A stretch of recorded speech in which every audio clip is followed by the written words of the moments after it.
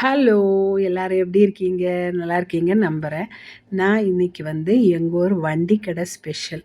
அது எங்க ஊர்ல மட்டும் தான் நான் இதுவரைக்கும் இது பார்த்துருக்கேன். வேற எங்கேயாவது பார்த்துருந்தீங்கன்னா, கமெண்ட் பாக்ஸ்ல கமெண்ட் பண்ணுங்க. சூப்பரான ஒரு மரவள்ளி கிழங்கு ரெசிபி. இதோட பேர் வந்து தப்பா நெனச்சுக்காதீங்க. சிக்கன் லெக் கோழிக்காலுன்னு சொல்லுவாங்க. லெக் பீஸுன்னு நெனச்சிடாதீங்க. மரவள்ளி கிழங்குல செய்யறது தான். இத வந்து சூப்பரா எப்படி பண்றதுன்னு நம்ம பார்க்கலாம். ரொம்ப குறைவான இன்கிரீடியன்ட்ஸ் தான் இதுக்கு தேவைப்படும். முதல்ல மரவள்ளிக்கிழங்கு வேணும். அதுக்காக 1 கிலோ மரவள்ளிக்கிழங்கு எடுத்து நீளமா இப்படி குட்டி குட்டியா கட் பண்ணி எடுத்துக்கலாம். ரொம்ப குட்டியா வேண்டாம், இப்படி தான். இத வந்து இனி தோல் உரிச்சு எடுத்துக்கலாம். இங்க வந்து மரவள்ளிக்கிழங்கு கிடைக்கிறதே ரொம்ப கஷ்டம். அதனால எனக்கு இப்போ கிடைச்சிருக்கு ஏதோ. ஆனா ரொம்ப காஞ்சு போய் இருக்கு. அதனால தான் தோல் பாருங்க உரிச்சா வர்றது ரொம்ப கஷ்டம். நம்ம ஊர்லனா பச்சையா இருக்கும். படக்கு படக்குன்னு இழுத்தா அப்படியே வந்துரும். இந்த மாரி திக்கி திக்கி எடுத்துட்டா வேலை முடிஞ்சுச்சு அவ்வளோதான். இதே மாரி எல்லாத்தையும் தோல் உரிச்சு எடுத்து வச்சாச்சு.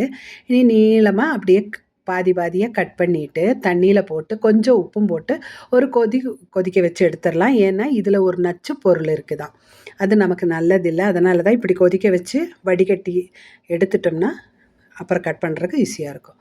அது கொதிக்கிறக்குள்ள அதுக்கு ஒரு சட்னினா இது மாவில் சேர்க்கறதுக்கு தான். ஒரு துண்டு இஞ்சி, ஒரு 10, 12 பூண்டு, பச்சை மிளகாய் எல்லாத்தையும் எடுத்து வச்சுருக்கேன்.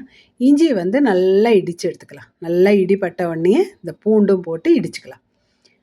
இடிச்சாச்சு. இனி கருவேப்பிலை போடுறேன். கருவேப்பிலை கூடவே இனி நான் ஒரு 1/4 டீஸ்பூன் சீரகம் சேர்க்க போகிறேன். ஏன்னா, நம்ம வந்து ஜீரகம் தூள் பண்ணி ஃப்ரை பண்ணி தூள் பண்ணி வச்சுருப்பாங்கல்ல, அவங்களுக்கு பிரச்சனை இல்லை. இல்லாதவங்க வெறும் முழு ஜீரகமாக இருந்ததுன்னா, இப்படி போட்டு இடிச்சிங்கன்னா நல்லா இதோட சேர்ந்து இடித்து எடுத்துடலாம். பச்சை மிளகாய் இடிக்கும்போது பார்த்து கண்ணில் கிண்ணில் பட்டுற போது பார்த்துக்கோங்க. நல்லா இடித்து எடுத்து ஒரு பாத்திரத்துக்கு மாற்றிடலாம். இருக்கட்டும். இனி நம்ம மரவள்ளி என்னாச்சுன்னு பார்க்கலாம். பாருங்கள் நல்லா கொதி வந்துருச்சு. நீ ஸ்டவ் ஆஃப் பண்ணிவிட்டு இதை ஒரு சன்னிக்கு மாற்றி தண்ணியெல்லாம் வடிகட்டி எடுத்துடலாம். எடுத்தாச்சு பாருங்கள். இனி இதை வந்து நீள வாக்கில் கட் பண்ணணும். ரொம்ப லேசாக கட் பண்ண முடிஞ்ச அளவுக்கு கட் பண்ணிக்கோங்க. ரொம்ப லேசாக கட் பண்ணிங்கன்னா ஏற்கனவே கொஞ்சம் பாதி வெந்த மாதிரி தானே இருக்கும். அதனால் உடஞ்சிடாமல் கட் பண்ணி எடுத்துக்கோங்க. பாருங்கள், அவ்வளோதான். எல்லாம் கட் பண்ணி எடுத்தாச்சு. இனி இதுக்கு ஒரு மாவு தயாரிக்கணும். அதுக்காக 1 கப்பு அரிசி மாவு, இடியாப்ப மாவு தான் எடுத்திருக்கேன். கூடவே 1/2 கப்பு கடலை மாவு, அப்புறம் நம்ம இடித்து வச்சுருந்தோம் இல்லையா அந்த விழுது, கூடவே ஒரு ஹீப்டு டீஸ்பூன் மிளகாத்தூள். மிளகா உங்களுக்கு காரம் எக்ஸ்ட்ரா வேணும்னா போட்டுக்கோங்க. கூட ஒரு 1/4 டீஸ்பூன் மஞ்சத்தூள், அப்புறம் பெருங்காயம் 2, 3 பிஞ்சு அதையும் போட்டுக்கோங்க. தேவையான அளவுக்கு உப்பு. நான் ஒரு 1/2 டீஸ்பூன் உப்பு தான் போட்டிருக்கிறேன்.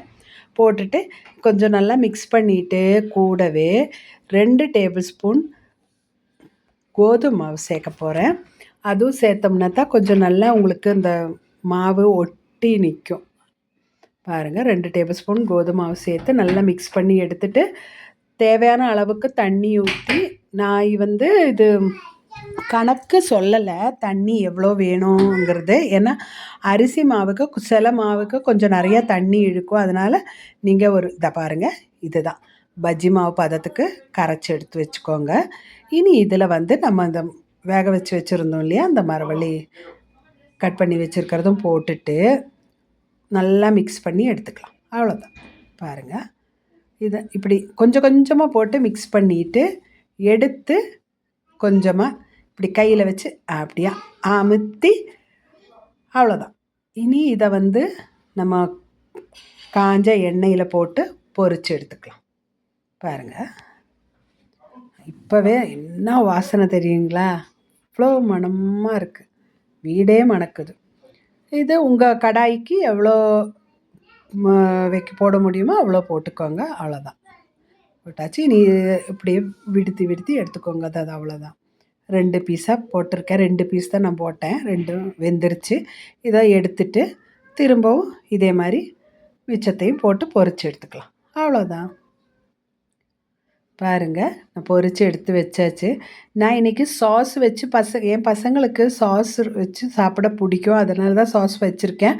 மற்றபடி சாஸ் எல்லாம் இதுக்கு தேவையே இல்லை. வெறும் ஒரு ஒரு கப்பு பிளாக் டீ, ஒரு பீஸ் இது போதும், பசி அடங்கிரும். அந்த மாதிரி சூப்பரான ஒரு டி ஸ்நாக் ரெசிபி தான் இன்றைக்கி சொல்லியிருக்கேன்.